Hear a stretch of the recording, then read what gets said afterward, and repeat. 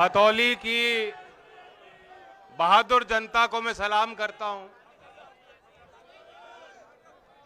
आपने वो करके दिखाया जो बहुत लोगों के नजर में असंभव था।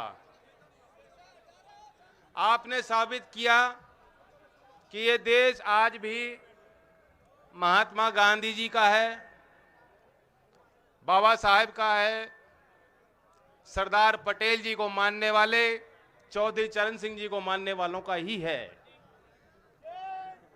आपने ये साबित किया कि रिक्शा चलाने वाले लोग, बैसा बुग्गी चलाने वाले लोग, ट्रैक्टर, खुरपी, हल और नल चलाने वाले लोगों का यही देश है। ये देश हमारा है। आप इस देश के मालिक हो और जब आप तय कर दोगे तो आपके फैसले के आगे कोई ताकत नहीं बचती। इन्होंने आज के भाईचारा जिंदाबाद कार्यक्रम को लेकर भी इनको कोई दिक्कत थी। सुनने में तो आया, रोकने की भी कोशिश की। सरकार के ये लोग अभी तक आपको समझ ही नहीं पाए। आप हमें छेड़ो मत, हो सकता खुद ही रुक जाएं, और टोकोगे रोकोगे तो किसी के रुकने से ना रुकें। जैसे मदन ने कहा, बात अंगारे की कौन ख्याल रखेगा, बात तो चिंगारी की है। वो चिंगारी जिंदा है।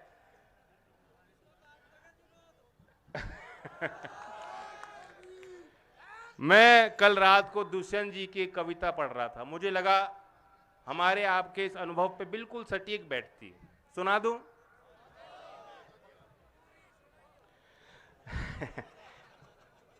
फिर धीरे धीरे यहां का मौसम बदलने लगा है। वातावरण सो रहा था, अब आंख मलने लगा है। हमको पता भी नहीं था वो आग ठंडी पड़ी थी जिस आग पर आज पानी से ऐसा उबलने लगा है। जो आदमी मर चुके थे मौजूद हैं इस सभा में।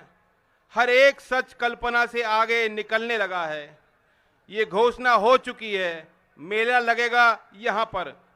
हर आदमी घर पहुंचकर कपड़े बदलने लगा है। बातें बहुत हो रही हैं मारे तुम्हारे विषय में। जो रास्तों में खड़ा था पर्वत पिघलने लगा है।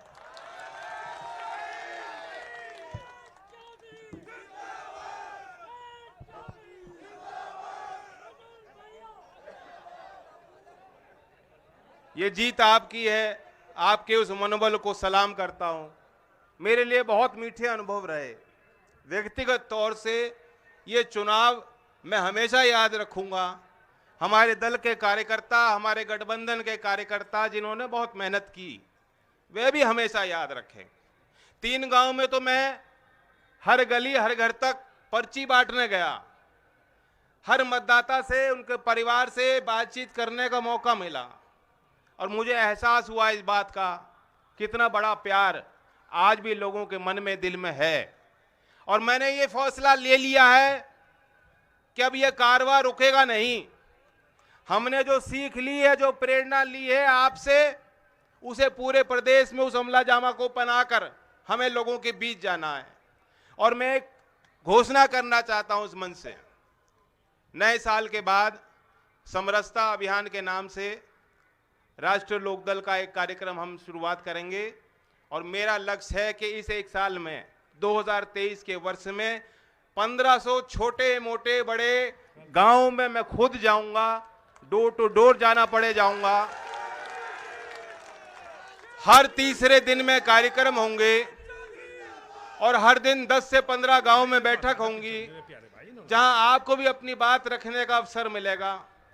इतने ऐसे गांव हैं जहां कभी चौधरी अजीत सिंह जी नहीं जा पाए, उनसे पहले चौधरी चरण सिंह जी के पांव गांव में नहीं लगे होंगे, लेकिन आज भी घरों के अंदर आपने चौधरी चरण सिंह जी को सजा के रखा है, दिलों में सजा के रखा है। कितना बड़ा आशीर्वाद, कितनी बड़ी पूंजी है। हमें अपने वैचारिक दृष्टिकोण को भी मजबूत करने की जरूरत है कि हम लोग क्यों लड़ रहे हैं, हम ये पार्टी क्यों चला रहे हैं, गठबंधन की बात क्यों कर रहे हैं। इसलिए नहीं कि सिर्फ सत्ता का रास्ता है, लेकिन हमें व्यवस्थाएं भी बदलनी है। जो चौधरी चरण सिंह जी के सपनों का भारत था, जो उन्होंने कल्पना देखी थी, जो सपने देखे थे, आज वाकई हम लोग बहुत कमजोर हैं। उस रास्ते से तो बहुत दूर चले गए। ये देश में किसानों की हालत, किसानों की दुर्दशा किसी से छुपी नहीं है। उत्तर प्रदेश में इन्होंने 2019 के बाद आंकड़े छापने बंद कर दिए, लेकिन जो सरकारी एनएसओ की आखिरी रिपोर्ट थी, उसके अनुसार उत्तर प्रदेश के औसतन किसान परिवार की सालाना इनकम आय 8,061 रुपए, 8,061 रुपए मासिक आय है। माफ कीजिएगा, साधारण सामान्य किसान परिवार की, एक आदमी के नहीं, पूरे परिवार की। अब 8,000 रुपए में कैसे वो गुजारा कर रहा है, कैसे खर्चे कैसे मीट कर पा रहा है? और ये तो आपकी रोज की जिंदगी है। 5,000, 6,000, 7,000 रुपए के लिए ये सरकार के दलाल आपके दरवाजे पे वसूलने को तो आ जाते हैं, लेकिन जो आपका ड्यू है, जो आपका भुगतान समय पर होना चाहिए, अभी तक भी सरकार गन्ने का भाव खोलने को तैयार नहीं है। लेकिन आपने इनके सरकारी पजामे का नाड़ा खोल दिया।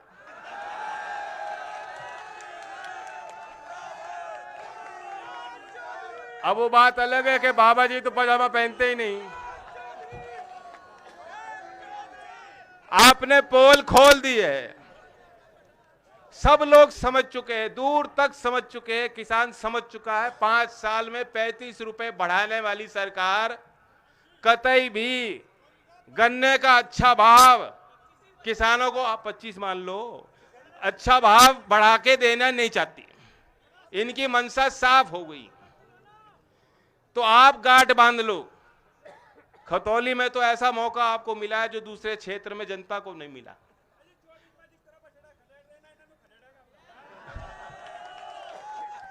बछड़ों के झुंड हो गए। अब इतना आसान काम नहीं रहा। इनके झुंड यहां भी आए थे, आपने यहां से तो खदेड़ दिए।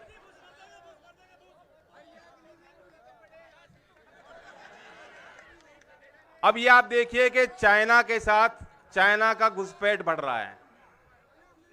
सरकार कोई जवाब देने को तैयार नहीं। सोमवार का दिन सदन चालू था, कोई खलल नहीं थी, सामान्य चर्चा दोनों सदन में हो रही थी। मैं भी राज्यसभा में बैठा था, हम लोगों को जानकारी नहीं थी, लेकिन मीडिया वालों ने जब बताया कि इस तरह से हमले हो रहे हैं, मुकाबला हमारे सैनिक कर रहे हैं, सरकार की जिम्मेदारी बनती थी कि जब सदन का सत्र चालू था तो देश की उस पंचायत में, उस पवित्र जगह पे, उस सदन में उनको जवाब देना चाहिए था। पहले जानकारी सदन को मिलनी चाहिए। राजनाथ सिंह जी जवाब देते हैं कि सदन की छुट्टी थी, इसलिए जो घटना फ्राइडे की थी हम ट्यूसडे को बता रहे हैं, मंगलवार को बता रहे हैं। ये कोई बहाना नहीं। हम देश की सुरक्षा के साथ कोई समझौता नहीं कर सकते। हमारे बच्चे वहां तैनात हैं। मैं मांग इस मन से अपनी करता हूं, बार बार हम कह रहे हैं, फिर दोहराता हूं कि अगर हमें अपने देश के दुश्मनों से मुकाबला करना है, जो हमारे पड़ोसी राज्य से रिश्ते अच्छे नहीं हैं आज और बिगड़ेंगे आगे, और तो वो चुनौती है। अगर मुकाबला करना है तो देश के सैनिक को आप ताकत दीजिए।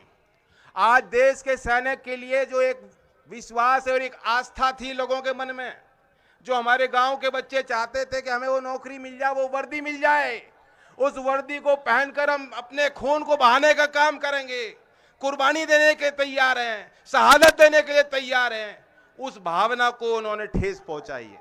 मैं मांग करता हूं, जो लोग आज ये कहते हैं कि चीन पे सवाल मत पूछो, मैं उनको जवाब देना चाहता हूं कि हम सैनिकों के हितों की बात कर रहे हैं। अग्निवीर योजना को रद्द कर दीजिए। ये योजना हमें पसंद नहीं है। देश के नौजवानों को ये गले से उतर नहीं रही योजना, किसी ने मांगी नहीं, कोई समझ नहीं पा रहा। हम चाहते हैं पक्की स्थायी नौकरी आर्मी में मिले। हम चाहते हैं हर सैनिक को, उसके परिवार को उचित सम्मान मिले, उनको पेंशन मिले। जो सरकार ये कहती है कि सैनिक को पेंशन देने के लिए हमारे पास पैसे नहीं हैं, वो देश के नए पार्लियामेंट पे पैसा क्यों खर्च करती है? 5 साल में 3,500 करोड़ रुपए अपने प्रचार में, एडवर्टीजमेंट में खर्च क्यों करती है? मोदी जी के लिए 2-2 नए-नए हवाई जहाज क्यों खरीदती है? ये मैं सवाल उनसे पूछना चाहता हूं। और एक मशहूर कवि ने कहा था ना कि तू इधर उधर की ना बात कर, मुझे बता ये कारवा क्यों लूटा, मुझे बता ये कारवा क्यों लूटा। मुझे रहजनों से गिला नहीं, तेरी रहबरी से सवाल है। तो मोदी जी अब ये कपड़ों की बात कर रहे हैं कि फलाने अभिनेता ने किस रंग के कपड़े पहने हैं। लानत है, ये दरवाजे पर चटकनी लगा के अकेले जब कमरे में होते हैं कैसी तस्वीर देखते हैं, पता लग गया देश को।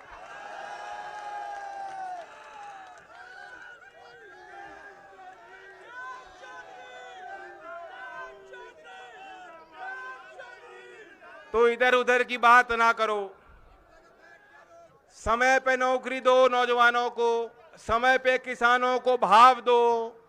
जो हमारे मजदूर भाई मजदूरी मांगते हैं, नरेगा योजना ठप पड़ी है, सरकार उसका बजट में कटौती करती है, उस योजना को बढ़ाया जाए। शहरी क्षेत्र में जो लोग मजदूरी मांगते हैं उनके लिए योजना बनाई जाए। हमारे गांव में पेंशन बंद हो गई, हमारे शिक्षण संस्थान से जुड़े बच्चे बता देंगे स्कॉलरशिप बंद पड़ी हैं। अभी मौलाना आजाद फेलोशिप के नाम पे विज्ञान के क्षेत्र में जो हमारे माइनॉरिटी के बच्चे पढ़ रहे थे, उस योजना को सरकार ने बंद कर दिया, कैंची चला दी। तमाम ऐसी बातें हैं, ऐसे मुद्दे हैं जिनको लेकर हम अब से लेकर 2024 तक जनता के बीच रहेंगे। मैं धन्यवाद देता हूं कि आपने जिस तरह से जो प्यार दिया और चुनाव बाद भी पूरा दबाव सहन किया।